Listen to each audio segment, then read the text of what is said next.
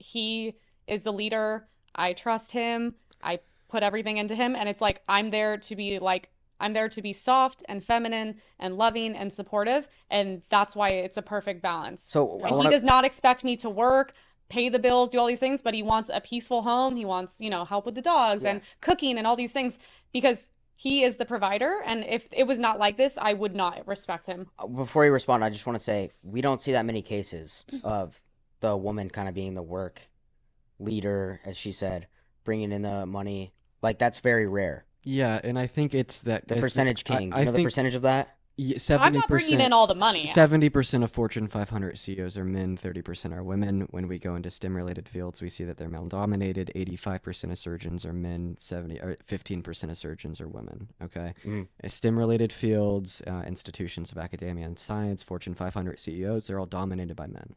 Right, but what I think that is caused by is by generations of socialization when we're teaching our younger generations on how that's supposed to be. That we're teaching our younger generations that that's supposed to be just how it is.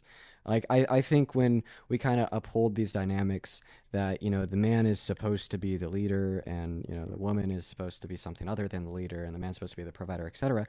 I mean, that's just kind of enforcing this implicit bias that men are better at leading than women. And a lot of us believe they are. Why do you believe think that that men are better at leading than Well, women? yeah, you can go ahead and respond. Why? Yeah. My dad was better at leading the household. My mom was absolutely not. My boyfriend is literally better at leading everything. He takes over all. He basically is like my manager because I cannot get it together because I'm too emotional to handle all these things. I can't handle my deals and my contracts and people hitting me up and calling me and doing all these things. I'm literally not emotionally stable enough to do it. If I didn't have him, I would not be where I am in my career. But that doesn't speak for like a general statement. Like I could This is say a general statement for me. It's an But opinion. I think that what she's saying too is that I think that if you look at the majority, that's just how, like, I think that there's a lot of women out there that want to take on that feminine role, that want to take care of the kids, that want to be at home, Yeah, there's that thousands don't of want to us. kind of lead. So I think that that's the majority point. Okay, well, I mean, like, first of all, like, not wanting to do something doesn't mean that you would be good at it if you did. Second of all, I think the reason why, like, we see less women wanting to be in positions of leadership than men is because that's the social norm and they're stigmatized from going into those positions. We see the same dynamics existing when we're talking about race, right? Like 95% of Fortune 500 CEOs are white. Every president that we've had except for Obama was white.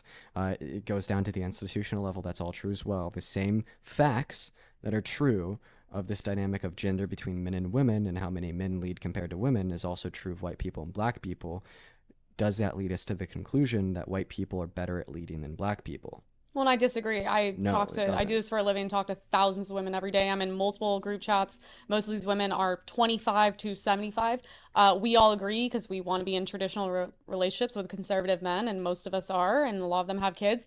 We don't want to do those things. We want to go back to a more natural approach to living because that is where we thrive and that's where we're happy. All the women that are the happiest are the ones that get to be at home with their, and they're statistically proven. Max So do you think Lugavere that just did women? wait, let me finish. Max Lugavere just did a video on this. Statistically, right-leaning women end up happier. And the thing is, every single woman I talk to, we don't want to be girl bosses. We don't want to be CEOs. I don't feel accomplished at the end of the day working 15 hours and coming home and being masculine. I would love to just sit at home and cook and clean all day. And every single woman I hang out with and I'm aligned with feels exactly the same way. And to us, it's not a sign of weakness. It's actually where our strength and power is. I think we make it a home. We make it a beautiful life.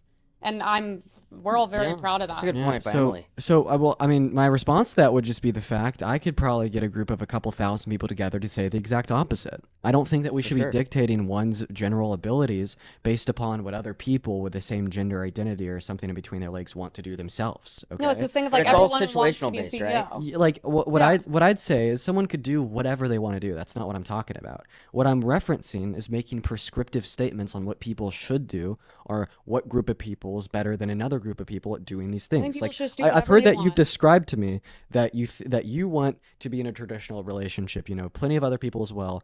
But at the end of the day, why do you think that's the case? That's what I'm asking. Why do you think that men are better at leading than women? What is the specific biological distinction between men and women that make men better at leading? I think a lot of the time stronger, smarter, and more logical and less emotional. Great. It's also history based.